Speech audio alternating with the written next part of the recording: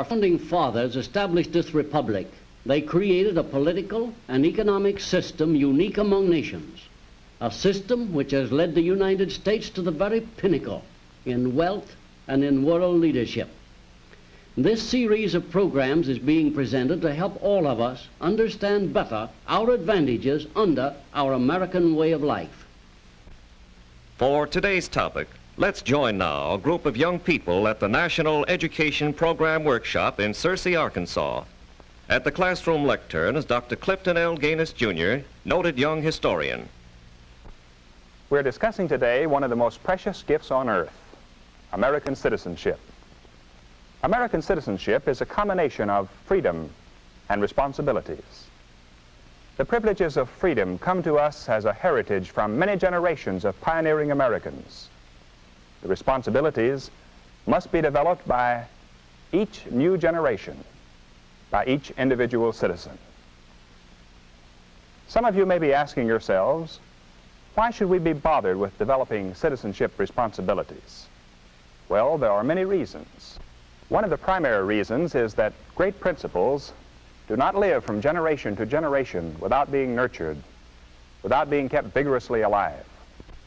Unless we understand and work effectively for the principles upon which our American way of life is founded, the structure will crumble and our heritage of freedom will perish. Another primary reason for the development of citizenship responsibility is that we are living in an era marked by the growth of socialism. To a substantial degree, in one form or another, socialism has spread the shadow of human regimentation over most of the nations of the earth, and the shadow is encroaching upon our own liberty. A third major reason for accepting our citizenship responsibilities and working at them is the presence within America of socialists and communist propagandists dedicated to the establishment of a new order. The communist fifth columnists among us are working for world dictatorship. To accomplish this, their strategy is to undermine the confidence of our people in the American system and the principles on which it stands.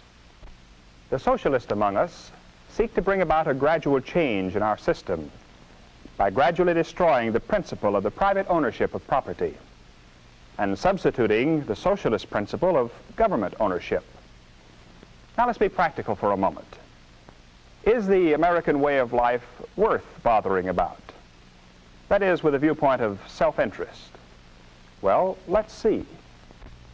We know that under the stars and stripes we have more freedom than do civilized people on earth.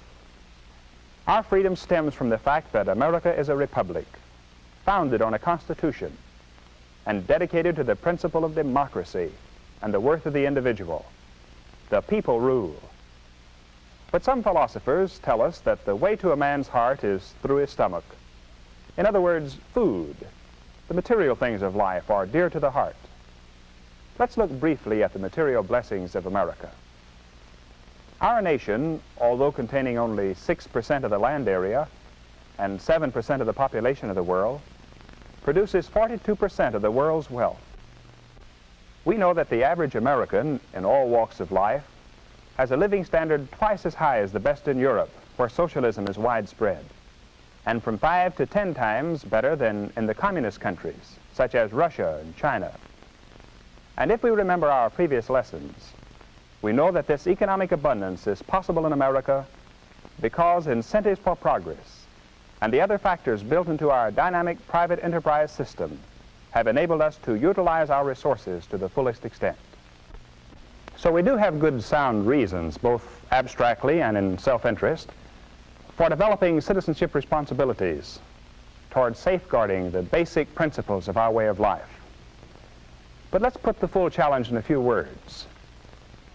The world is caught in an era of socialist expansion. Most of the nations are affected, and America is a target. In fact, the #1 target of both the socialist and the communist. If we permit our great system to crumble through the apathy of our citizenship, we shall lose not only our freedom, but our prosperity and our still brighter future. What then must we do as citizens? What are our obligations of citizenship? #1, to understand the American way of life and what makes it tick. For instance, we should understand that our form of government is a republic, not a pure democracy. And we should clearly understand the difference. Who can tell us the difference in a few words? A pure democracy establishes majority rule with a minority overrun. Yes, it does.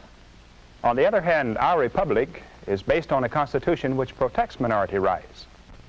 In our republic, we have representative government, not sheer majority rule. And isn't its authority divided into three branches, the executive, legislative, and judicial? Yes, it is. And it's important, too, that in our republic, authority is surrounded by an ingenious system of checks and balances that prevents autocratic or dictatorial rule. That is, if we maintain the Constitution as our basic law. Well, that briefly sums up our political structure. What about our economic structure? Our economic system is based on three major principles: private ownership of property, the profit motive, and the competitive open market. Yes, those are the three great pillars. Private ownership diffuses the wealth and economic power over the very widest area, over our whole population, and makes our people independent, masters of their own lives.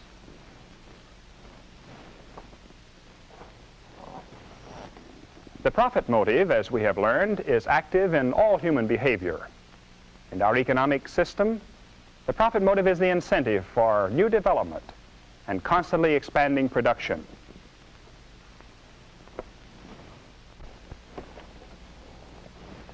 And the open competitive market is where the consumer is king. It is this factor in our economy which brings about better goods and lower prices, as one company after another tries to outdo its competitors and get the consumer's business. These are some of the basic facts about our own system which every citizen should know. But now let us go on to additional obligations of American citizenship. Number 2, to understand communism, its basic godless philosophy, its goal of world conquest, its insidious tactics, and its cunning strategy. Number 3 on our list of obligations is to understand socialism and all the cunning disguises in which it presents itself to the American people. Our 4th obligation is to understand propaganda techniques as used by both the communist and the socialist. This is a very vitally important need. Thousands of good, loyal Americans have been duped into actually aiding the communist, simply because they did not look carefully before they joined some high-sounding venture or before they more or less blindly advocated some course of action. Number 5 in the list of American citizenship obligations is to take an interest in your public schools and in your private and public-financed colleges, to take an interest in what's being taught and how it's being taught, and to take an interest in the welfare of the teachers who contribute so much to the development of America. Number 6, in addition to voting in all elections, become active in government. Run for local, state, and national office, or help select capable people of the highest integrity to serve. Be constantly vocal on all local and national political issues. Tell your representatives in Congress, or even the President himself, what you think is the best course on issues that come before the public. Number 7, strive constantly for spiritual growth. We, as individuals, can push the world along toward mankind's highest destiny if each of us will make the welfare of his fellow man his first concern, and if each of us will apply the principles of God's truth to our political and economic affairs. And lastly, obligation number 8. Dedicate a part of your everyday life to the bringing of these requirements of American citizenship to the attention of fellow students, fellow workers, neighbors, and friends. Is it too much to ask that we fulfill these obligations of citizenship? If we think so, we should read again the history of the founding of this nation and consider the hardships of the people who made possible our freedom. They felt that no challenge was too great if freedom was at stake. That spirit carried them on. It created for us the foundation of our great heritage. We have seen it flare up and burn brightly in every national emergency, on the battlefields and at home. The socialists, the communists, and their followers would like to see the American spirit extinguished. If each of us will rise to the occasion, if every citizen, young and old, will accept the challenge of his citizenship, then the socialists and communists and their followers will not prevail, and America will go on toward the fulfillment of her great world destiny. This concludes the American Adventure Series. Our next series of classes in the American way of life will be announced soon. For now, class dismissed. The American Adventure Series is a production of the National Education Program, Searcy, Arkansas. Dr. George S. Benson, director. Dr. Clinton L. Gaines, Jr. was our instructor. This is a continuing series based on the unique political and economic system which has made America great. Watch for the next presentation of the American Adventure.